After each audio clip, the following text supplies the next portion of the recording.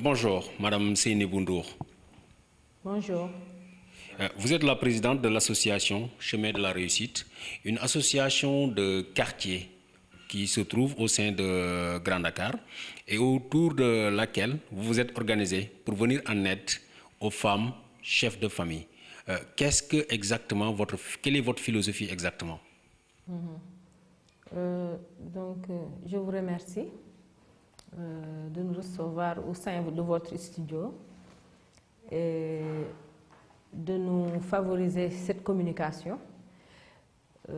L'association est composée de plusieurs couches de la population, des jeunes, des femmes, des vieux, des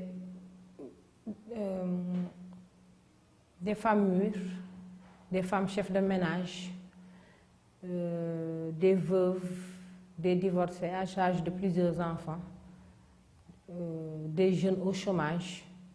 Donc, cette association s'est levée un jour pour dire que nous allons essayer de voir comment faire pour tisser des liens de solidarité afin de nous entraider pour mieux sortir d'un quotidien qui est assez quand même difficile dans ce contexte de pauvreté qui est dans Grand Dakar. Madame Seynabou Ndour, est-ce que vous pouvez nous rappeler quand est-ce qu'est née l'association et dans quelles circonstances exactement? Quel a été l'élément déclencheur de la naissance de cette association? Vous savez, je suis assistante sociale et j'ai fait 15 ans à Grand Dakar. J'ai pu quand même rencontrer beaucoup de cas, des femmes qui ne peuvent pas quémander, des femmes qui, avec la suture sénégalaise, ne peuvent pas se tendre la main. Donc, qui sont en train d'essayer de s'en sortir, de faire du petit commerce. Et qui, avec ce petit commerce-là, entretiennent leur ménage. Parce que parmi ces femmes qui sont chefs de ménage, il y a des veuves avec de nombreux enfants. Il y a des femmes qui les maris ont démissionné, qui sont beaucoup même, avec beaucoup d'enfants qui sont là. Des maris au chômage, ou bien des maris avec des mobilités réduites, ou bien handicapés visuels ou des membres, ça dépend. Donc, par rapport à cela, nous nous sommes dit que la solidarité commence par le pas de nos portes. Et nous nous sommes ligués, des jeunes, des femmes, des vieux, pour dire que nous allons commencer cette solidarité-là. Et c'est d'où est née l'association. Et depuis 2014, nous avons pu mener des activités, des consultations gratuites en matière de solidarité santé. Nous avons pu faire une solidarité avec les Dara en fourniture, pour les denrées, pour le froid, avec les nattes, des habits, de la nourriture, des produits d'entretien, ainsi de suite. Nous avons même fait des sensibilisations dans les Dara pour le lavage des mains. Nous avons eu plusieurs partenaires pour ça depuis 2014. Donc, avec la solidarité Ramadan, nous avons pu aussi avoir des partenaires. Peut-être que nous allons y revenir pour pouvoir quand même aider au quotidien pendant le mois de Ramadan les familles qui sont dans le besoin, les femmes vulnérables. Donc, par rapport à l'éducation aussi, nous avons pu faire des choses depuis 2014 et il y a eu des partenaires qui nous ont fait confiance et qui ont pu nous accompagner. En tant qu'assistante sociale, votre rôle, c'est d'écouter les populations, identifier les couches les plus marginales ou les plus faibles. Nous sommes dans une république. Est-ce que il n'y avait pas la possibilité de pouvoir rendre compte de ces cas sociaux et de les faire parvenir à l'État qui aurait pu prendre en charge? L'État est en train de faire le maximum quand même, parce qu'il y a des systèmes de prise en charge psychosocial, social, sanitaire qui sont là, basés sur l'action sociale que les politiques publiques sont en train de dérouler. Mais nous agissons en tant que citoyens, habitant dans un quartier, et que nous voyons que nous pouvons, par rapport à nos compétences, par rapport à notre grand cœur, à nos grands cœurs, faire quelque chose déjà au pas de notre porte. Parce que nous, on a une philosophie, comme vous l'avez dit tantôt, avec comme référence Tariq Ramadan, qu'on écoute beaucoup, qui dit que la solidarité commence par le pas de sa porte. Donc, c'est sur ça que nous avons dit que nous allons faire quelque chose en apport à ce que déjà les politiques publiques et le gouvernement fait. Seynabou, vous parlez de l'état de cas de pauvreté de certains de vos adhérents. Est-ce que, en essayant de leur apporter des soutiens, ce n'est pas des soutiens temporels, des soutiens sur un coup, mais est-ce que vous cherchez par d'autres voies et moyens à les sortir de cette situation de précarité? Oui. Nous essayons de... Au lieu de donner du poisson, il faut apprendre à pêcher à quelqu'un. Donc, nous essayons de voir, parce qu'en matière d'intervention sociale, on sait qu'on devra prendre conscience à l'individu quelles sont ses compétences, quelles sont ses aptitudes et les attitudes à avoir, et ensuite connaître ses limites pour pouvoir mieux les exploiter. Donc, cette prise de conscience, nous, au niveau de l'association, nous le faisons. Nous expliquons, nous conscientisons, et ensuite nous essayons d'avoir des mesures d'accompagnement en ayant des formations. On cherche des partenaires pour des formations. Nous avons déjà eu quelques formations en matière pour les femmes. Parce qu'avec l'autonomisation des femmes, nous essayons de voir comment aider ces femmes à sortir de ce petit commerce et à mieux formaliser ce commerce pour qu'ils puissent au moins sortir de la pauvreté quand même. Nous avons aussi un autre volet de formation pour les jeunes qui sont parmi nous. On a ce projet, mais on n'a pas encore beaucoup de partenaires. On a un seul partenaire qui nous a permis d'inscrire les jeunes à hauteur de 80%. Ils nous ont réduit 20% pour les inscriptions, pour les formations professionnelles, mais nous n'avons pas encore réellement un accompagnement conséquent quand même pour pouvoir. Seynabou, vous avez parlé aussi de la Soutoura, cette bienveillance sénégalaise qui veut qu'un pauvre ne tende pas la main et dise que je suis pauvre, ou qu'on n'indexe pas le pauvre pour dire que tu es pauvre.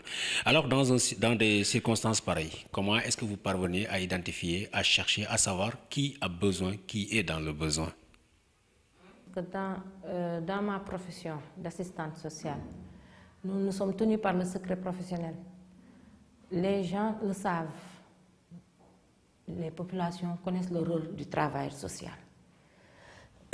Donc, nous avons parfois, dans la confidentialité, des femmes qui viennent nous parler de leurs problèmes de ménage, problèmes économiques, problèmes de survie, ainsi de suite. Et au sein de Grand Dakar, je me suis rendu compte qu'il y avait réellement la pauvreté, malgré que Grand Dakar est dans Dakar Centre et dans la commune d'arrondissement de Grand Dakar. Il y a 8 communes. Et actuellement, dans ces 8 communes, nous avons des membres. Il y a 6 communes, excusez-moi. Donc, dans ces 6 communes, nous avons des membres qui sont là et que nous essayons tant bien que mal. Seynabou, dans votre projet, vous dites venir en aide aux femmes chefs de ménage. Et aussi, dans votre discours, on a dû entendre la démission des hommes. Alors, quand vous voulez aider ces femmes et ces enfants, comment est-ce que les hommes que vous taxez de démissionnaires accueillent votre projet? Bon, quand je parle de démission du mari, c'est quand le mari dit que je suis au chômage, je n'ai rien pour donner à ma famille, et que c'est la femme qui se débrouille chaque jour pour donner à manger à ses enfants, avec une solidarité des voisins, des parents, ainsi de suite. Il y en a même des maris qu'on ne voit plus, qui sont partis peut-être dans un autre ménage, un nouveau ménage, et qui ont abandonné une femme qui est là avec des enfants. Donc tous ces cas-là, il y en a beaucoup qui sont là, et ces femmes sont obligées de se débrouiller chaque jour pour donner à manger à leur progéniture, pour veiller à leur éducation, à leur bonne éducation. Est-ce que vous avez un nombre des adhérents, de personnes qui sont prises en charge aujourd'hui par votre association? On a environ 200 vulnérables qu'on ne peut pas satisfaire chaque année. Mais on fait ça à tour de rôle. Et on essaie aussi de faire un accompagnement psychosocial avec des visites de proximité, ainsi de suite, avec des réunions que nous faisons pour quand même avoir des orientations par rapport à une meilleure prise en charge de leur quotidien. Vous avez parlé de partenaires. Qui sont ces partenaires et qu'est-ce que ces partenaires apportent à votre association pour que vous essayiez d'améliorer la condition de vie de vos adhérentes? C'est pas pour faire de la publicité, mais il y a le SATREC qui nous a accompagnés avec les DARA, il y a SOS Maternité qui nous a accompagnés avec les DARA, il y a le CAIDAS, l'association des épouses des ambassadeurs du Sénégal, accréditées au Sénégal, qui nous ont accompagnés depuis 3 ans aussi, au niveau de 2 volets, que ce soit pour la solidarité Ramadan et la solidarité éducation. Donc ce sont ces partenaires-là, vraiment, qui nous ont fait confiance depuis 3 ans et qui nous accompagnent dans nos actions.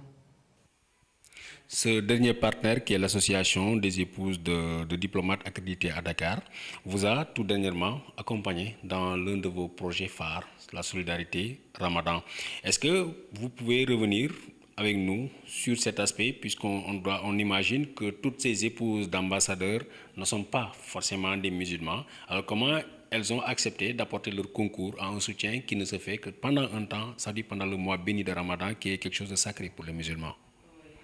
Chaque année, elles nous apportent leur soutien parce qu'on les a convaincus dans notre démarche, on les a convaincus dans notre gestion, on les a convaincus dans notre organisation. Parce qu'elles ont pu travailler avec nous depuis 3 ans et à chaque année, elles nous font confiance pour revenir, pour qu'on puisse aider.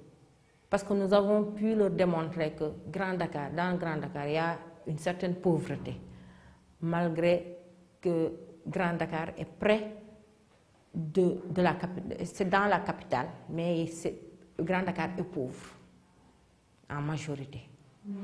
Donc, elles ont pu quand même, depuis 3 ans, nous aider dans notre solidarité Ramadan, en donnant des denrées de première nécessité, telles que l'huile, le savon, le sucre, le riz, à 50 ménages chaque année, des dattes, même des bonbons pour les enfants.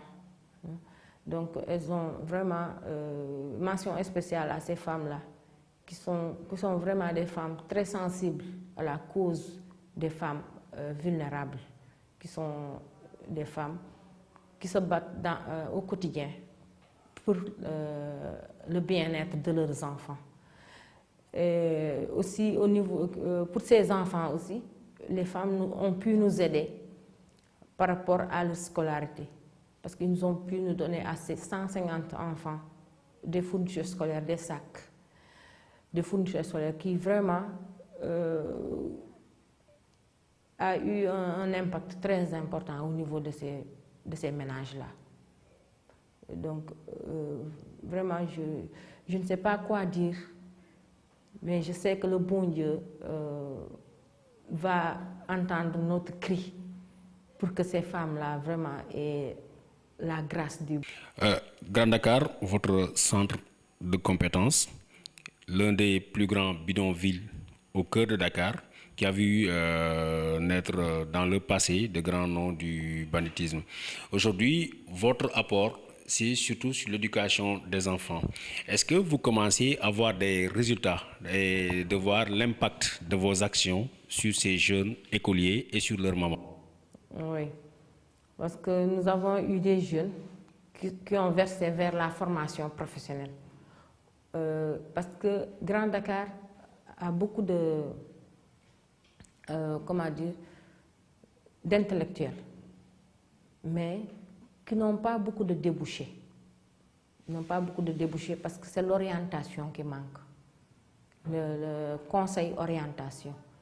Et il y a beaucoup de jeunes dans notre association que nous sommes en train de conseiller et qui versent vers la formation professionnelle. Parce que vous savez, il y a des bacheliers à Grand Dakar, mais qui, arrivés à l'université, peuvent faire 1 année, 2 ans et venir chômer. Parce qu'ils n'ont pas de conseil pour aller vers le professionnalisme, vers la formation professionnelle. Et là aussi, c'est un combat que nous menons et que nous voudrions que ces jeunes-là, au lieu d'attendre, de dire que moi je suis au chômage, j'ai fait 2 ans à l'université et d'attendre, d'aller vers la formation professionnelle. Et il y a un partenaire qui nous aide dans ça. Bon, peut-être que ce n'est pas aussi facile que ça, mais quand même nous essayons. Nous avons pu avoir quelques succès par rapport à cela pour quand même la reconversion de ces jeunes bacheliers vers le professionnalisme. Sénévous, vos amis, vos sociétaires, ceux qui vous accompagnent dans ce projet, c'est le vieux Kairé et la maman qui sont d'un âge mûr. Qu'est-ce qui fait que, et aussi vous êtes parmi le peuple, qu'est-ce qui fait que c'est le peuple, c'est les gens du peuple qui ont décidé de porter ce combat? Pourquoi ne pas laisser ce combat-là, ne l'avoir pas laissé entre les mains du gouvernement? Parce que je me dis que, bon, déjà, je salue M. Malik Kairé qui est là, qui est un des sages de l'association, et Mme Aïssatou Dia, qui est là aussi, qui est sage femme dans l'association, parce que nous prenons aussi la famille africaine. Les jeunes ne doivent pas aller sans les vieux. On doit toujours avoir une base dans la vie et ensuite pouvoir quand même évoluer par rapport à cette base-là. Nous avons des jeunes, peut-être qu'aujourd'hui il y a quelques impératifs par rapport à la veille de la fête qui font que les jeunes ne sont pas là, mais nous avons plus de 200 personnes dans notre association qui sont là, jeunes, vieux, femmes, ainsi de suite. Et le combat que nous menons, nous le menons par rapport à notre propre volonté. On sait qu'on peut faire ça. On peut chercher quelque chose pour notre prochain, sur le pas de notre porte. Donc, si on peut le faire, mais pourquoi ne pas le faire? Pourquoi attendre le gouvernement? On peut le faire, mais on le fait. Et c'est un plus. Maintenant, si le gouvernement vient en appoint, vient en plus, ce sera un plus.